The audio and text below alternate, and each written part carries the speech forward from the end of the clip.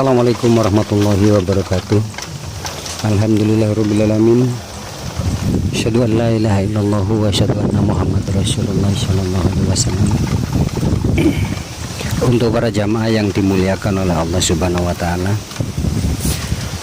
semoga selalu senantiasa dirangkul, dipayungi oleh mahabbah dan rahmat Allah di dalam mengkaji, menelaah ilmu-ilmu tauhid.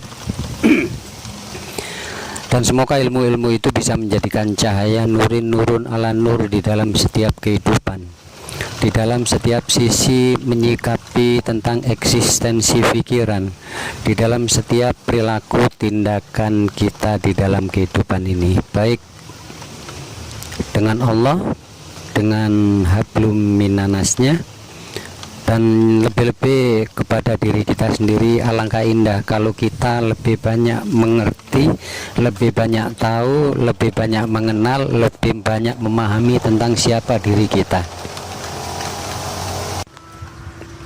Yang akan saya sampaikan adalah kunci untuk memahami setiap kali kita mempelajari, membaca atau mendengarkan tentang tausiah atau ilmu-ilmu dari para ulama. Lalu yang saya sampaikan tersebut adalah juga bagian dari kelemahan kenapa kenapa para pencari ilmu itu di dalam mempelajari ilmu, di dalam menelaah ilmu itu tatkala mendengarkan kayak faham, tatkala mendengarkan tentang tausiah itu kalau kayak sadar, kayak tobat. Tetapi ending-endingnya nantinya setelah selesai, nantinya masih di dalam keadaan perilaku tindakannya masih seperti itu. Lalu khusus tentang ilmu, jadi masih kebingungan di dalam memahami ilmu, masih ragu di dalam melakukan tindakan dan eksistensi di dalam kehidupan yang notabene acuannya ilmu-ilmu yang dipelajari. Seperti contoh, orang-orang yang mempelajari tentang Allah, orang-orang yang mempelajari tentang hakikat Rasulullah, orang-orang yang mempelajari tentang hakikat Al-Quran, orang-orang yang mempelajari banyak tentang hakikat. Di sini walaupun mungkin belajar 10 tahun, walaupun mungkin belajar sampai bertahun-tahun, akan tetapi kenyataannya masih bingung di dalam apa yang disampaikan, masih dalam keadaan bingung pada setiap apa yang pernah didengarnya. Nah, ada konsep yang disampaikan oleh Rasulullah, dan konsep ini itu dipakai oleh para sufi, oleh para wali, yang mana dalam sisi penyampaian, dalam sisi menelaah atau mencari ilmu. Jadi konsep-konsep ini insya Allah apabila kita betul-betul menerapkan, insya Allah kita akan betul-betul memahami dari sisi ilmu itu sendiri. Nah, pertanyaannya kembalikan kepada kita, kepada para saudara sekalian, kepada para teman-teman, kepada para jamaah sekalian. Menurut para saudara, selama ini cara belajar mendengarkan itu betul-betulkah kita sudah memahami apa yang kita dengarkan, apa yang kita pelajari, baik melalui konsep seorang ulama yang berbicara, seorang motivator yang berbicara, lalu kita mendengarkan, atau seorang guru menulis, kita melihat lalu mendengarkan. Jadi kira-kira kita belajar selama ini masih dalam kebingungan atau enggak? Atau apa-apa yang disampaikan oleh motivator kita itu masih menjadikan diri kita bingung, kelabakan di dalam ilmu?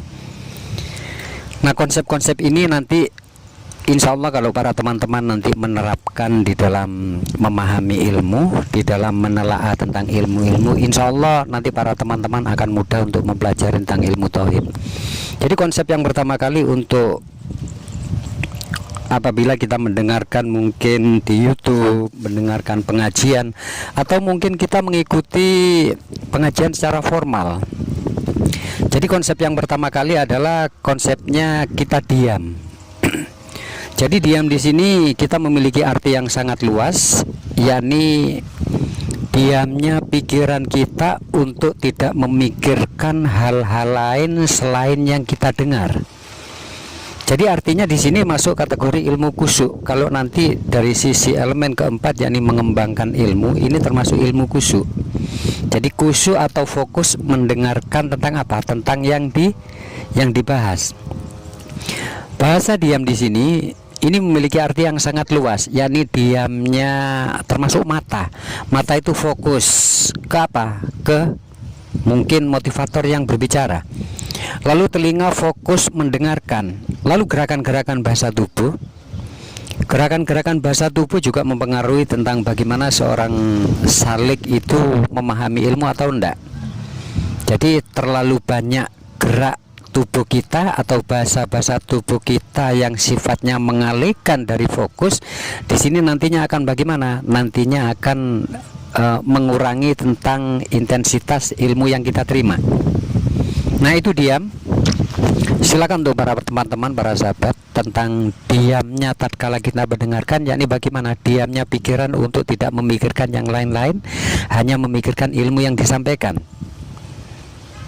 Termasuk diamnya tentang tubuh tidak terlalu banyak bergerak, dalam artian banyak bergerak pun tidak apa-apa kalau memang kita masih bisa tetap fokus ke satu titik, yakni apa yang disampaikan. Lalu yang kedua, yakni setelah kita mendiamkan pikiran untuk fokus untuk menelaah, meneliti tentang apa yang disampaikan, yakni kita mendengarkan. Nah, mendengarkan di sini butuh pengetahuan juga, butuh pemahaman ilmu, yakni mendengarkan baik kita dengan duduk, baik melakukan aktivitas apa, tangan kita mau bekerja apa, sambil apa, yang penting mendengarkan fokus apa yang kita dengarkan. Jadi konsep mendengarkan, yakni yang pasti mendengarkan itu yang pasti dengan telinga kita. Akan tetapi alangkah indah kalau hakul basiro kita, pendengaran yang ada di kolbi kita disatukan dengan pendengaran batin, dengan pendengaran dohir kita. Insya Allah kalau kita mendengarkan dengan teliti, dengan seksama, lalu dengan penuh kekritisan, lalu dengan penuh ketelitian, apalagi tatkala kita mendengarkan, tidak harusnya seluruh apa yang kita sampaikan itu kita dengarkan. Dalam artian kita dengarkan, kita berusaha untuk menyimpan dalam master memory.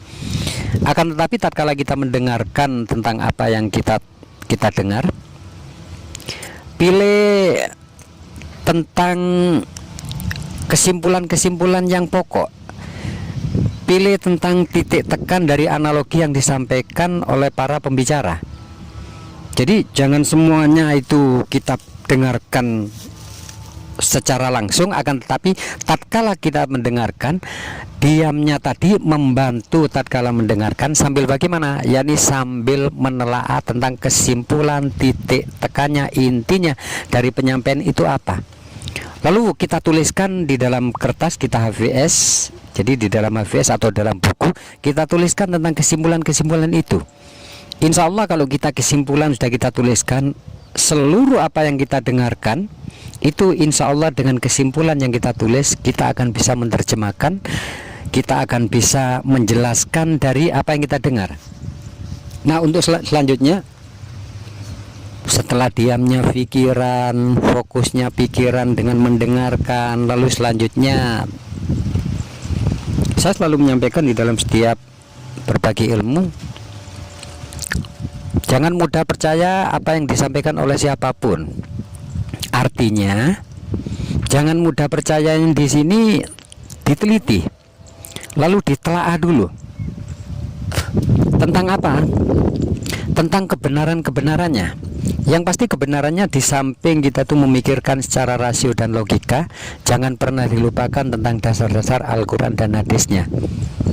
Syukur kalau kita itu bisa memahami tentang analisis atau eksperimen-eksperimen secara ilmiahnya, yang notabene kita sama-sama tahu banyak para pemikir, para ilmuwan yang memikirkan, menelaah, lalu membuktikan secara ilmiah tentang Al-Quran, tentang Islam, sehingga pada akhirnya endingnya banyak para ilmuwan yang masuk di dalam Islam, sehingga kualitas kepemimpinan, kualitas tentang dirinya dengan Islamnya itu sangat hebat. Jadi Menjalankan di sini artinya bagaimana? Artinya mempraktekkan tentang ilmu-ilmu yang kita pahami.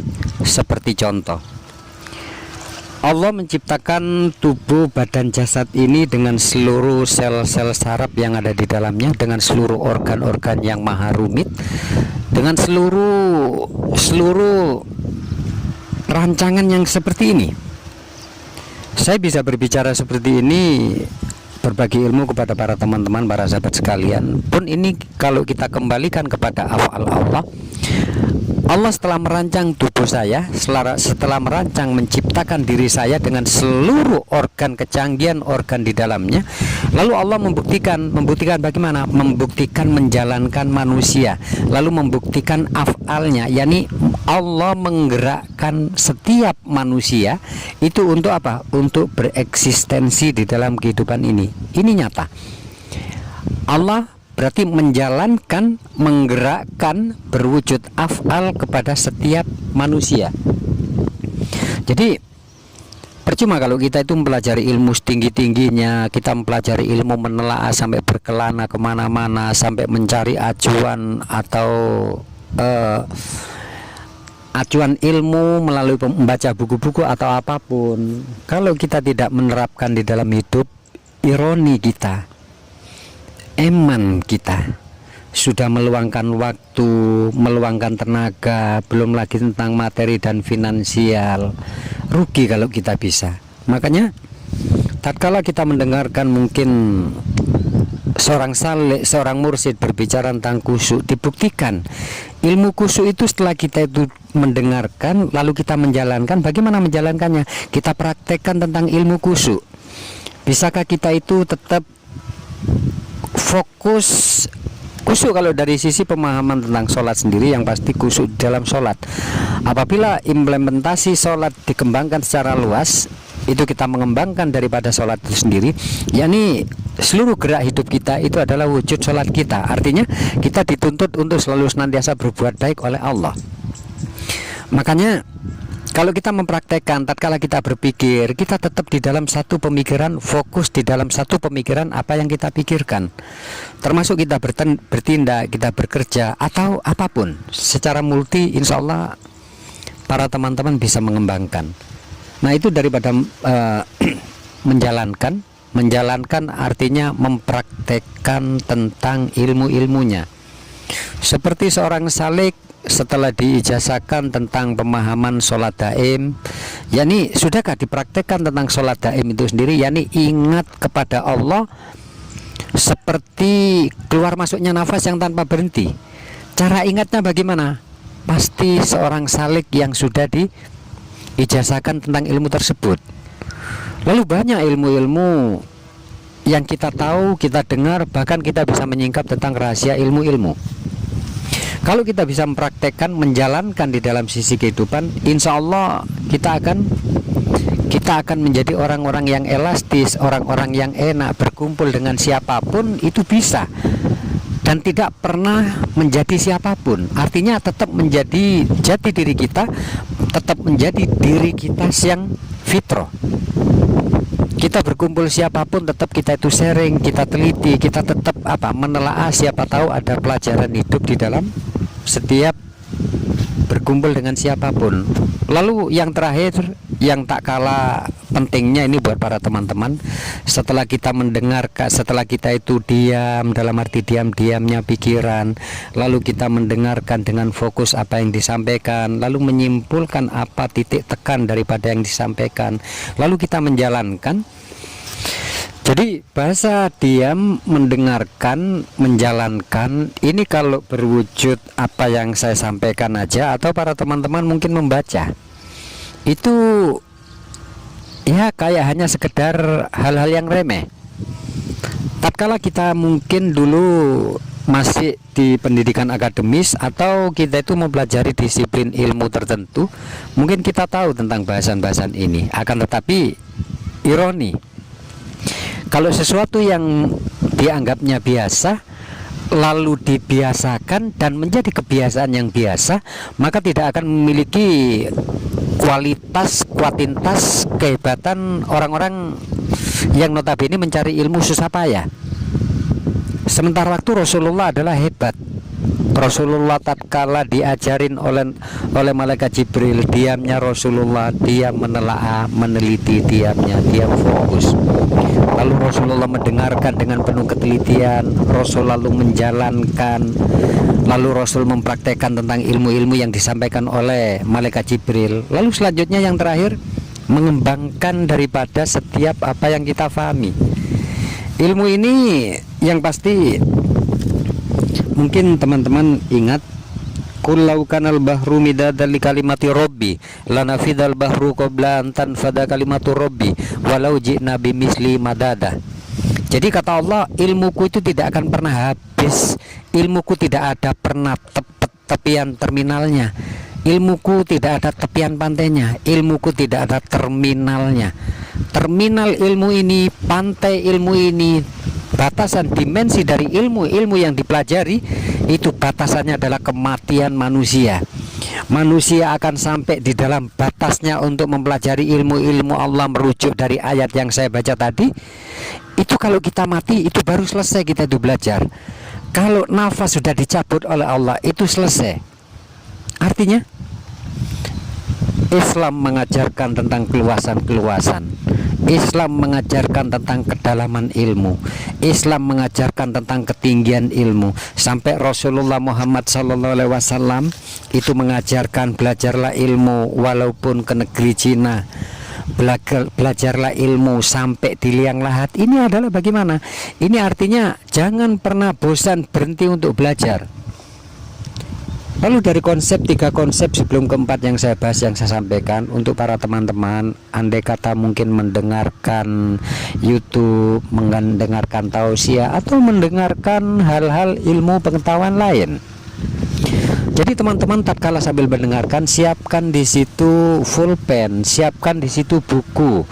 Jadi setiap kali apa yang kita dengarkan dari apa yang disampaikan itu, apabila ada garis besar yang sangat penting, itu indah kalau teman-temanku mau mencatat, indah kalau teman-temanku mau menggoreskan di dalam buku. Itu bagaimana nanti prosesnya? Nanti setelah teman-teman nanti mendengarkan, insya Allah, asal dengan keseriusan, asal kita tidak terlalu bercanda, terlalu banyak gerakan-gerakan bahasa tubuh, insya Allah master memory kita akan menyimpan, akan menyimpan seluruh apa yang kita dengar. Jadi tatkala suatu saat kita itu membutuhkan, ilmu itu akan keluar secara ekstentik karena sudah tersimpan di dalam cerebrum kita. Nah, yang terakhir adalah yakni mengembangkan. Jadi seperti contoh ada di dalam histori, tatkala malaikat, ini adalah bahasa filosofis, tatkala malaikat mengepakkan sayapnya di jagat timur, lalu sayap satunya dikepakkan di jagat barat, yakni dimasukkan ke samudra kelautan ilmu.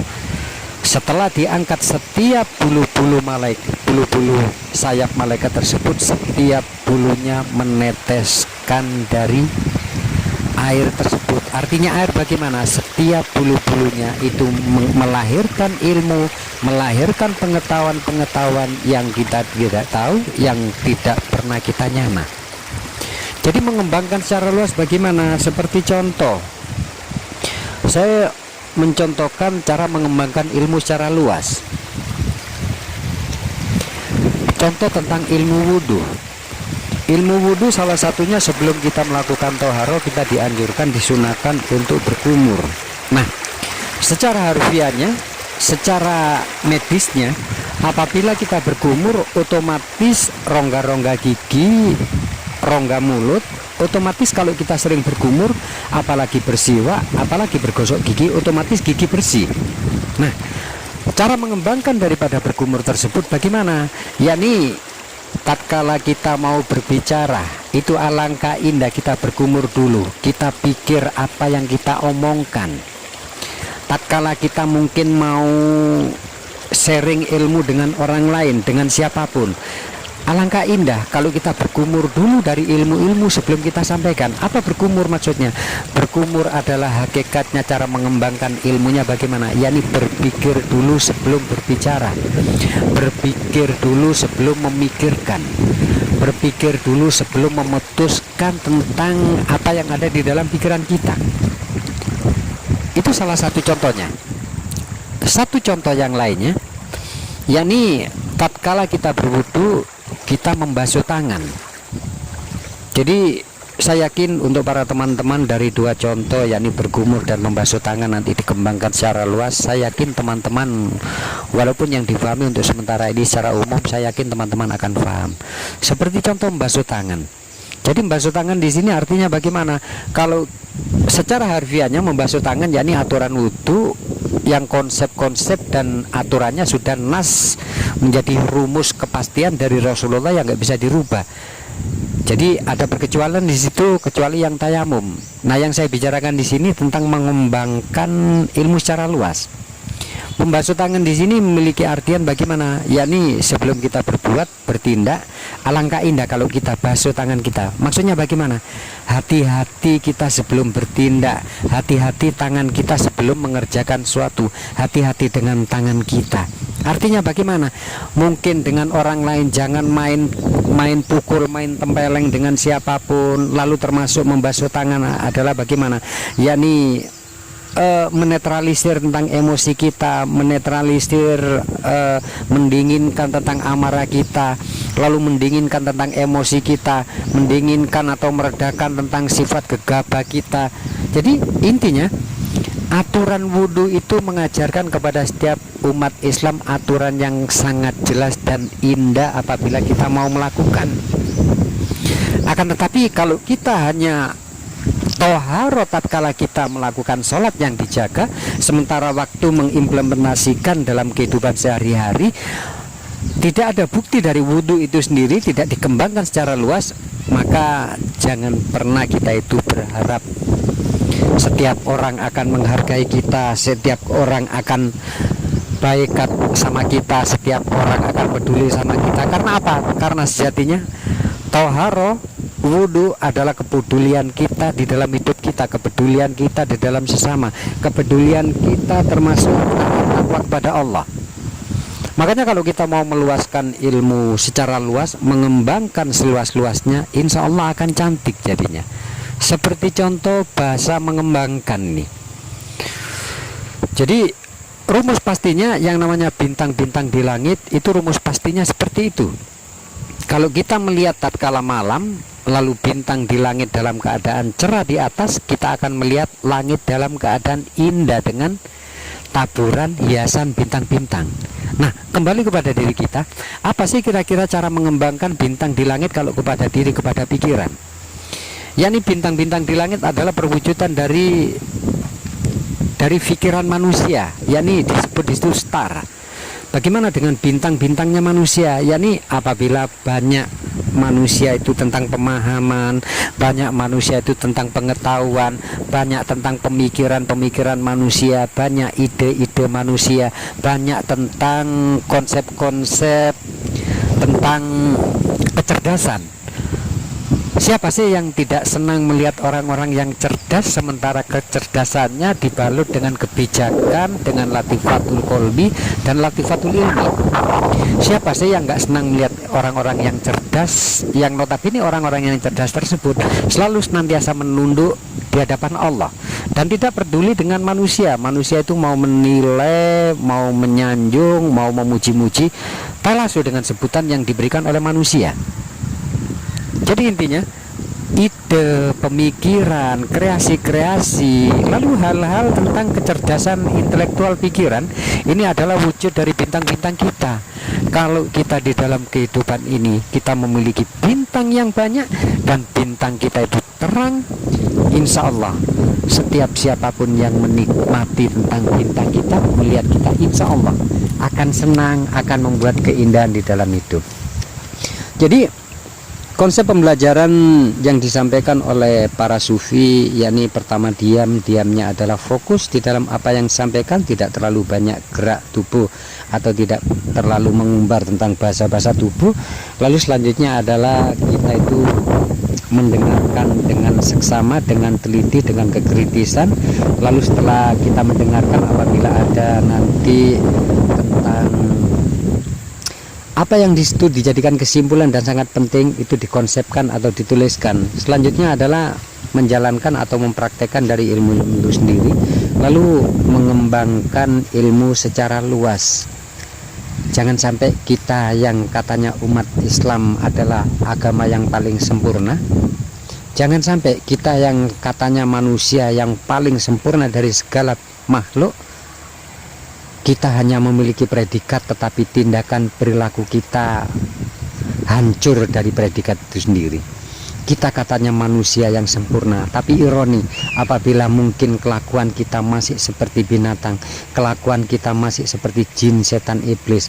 Enak jin setan iblis, dia itu tetap taat sujud kepada Allah dengan segala perintahnya, menyiksa, menjerumuskan manusia. Tinggal manusia mau menggunakan akalnya untuk menepis dari godaan jin setan itu apa enggak? Punyakah manusia dengan liulil albabnya itu mau menghindar? Sedangkan secara luas jin setan iblis itu bisa ada di dalam jiwa manusia, ada di dalam nafsu manusia, ada pula di dalam pikiran manusia. Apabila kita tidak mau mengkaji, kita tidak mau belajar untuk mencari tentang ilmu, kita tidak banyak mengumpulkan tentang modal-modal untuk perbendaharaan di akhirat kelak. Orang tauhid adalah orang-orang yang diciptakan dengan penuh kesungguhan, cara berbicara tertata, cara bertindak pun demikian. Orang-orang tauhid selalu senantiasa menebarkan kebaikan. Orang-orang tauhid adalah bibit-bibit yang selalu bermanfaat kepada siapapun. Indah kalau para teman-temanku, para sahabat dimanapun berada, selalu senantiasa bermanfaat kepada siapapun yang ditemui, dan tidak pernah meninggalkan efek atau bekas cacat luka, baik di hati manusia, baik menyinggung perasaan manusia, baik meremehkan manusia, menyalahkan manusia, atau apapun. Saya yakin semoga para teman-teman sedikit-sedikit dari konsep tentang apa yang saya sampaikan berupa motivasi ini, semoga menjadikan dirinya semakin cantik di dalam menyikapi, memaknai, menjalankan sisi-sisi kehidupan.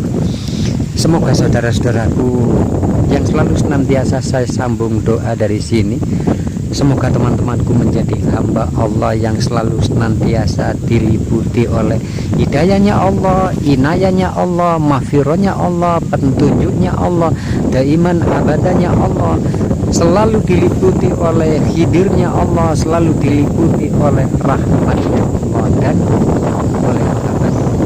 Semoga para teman-teman menjadi orang-orang intelektual yang bijak, yang arif.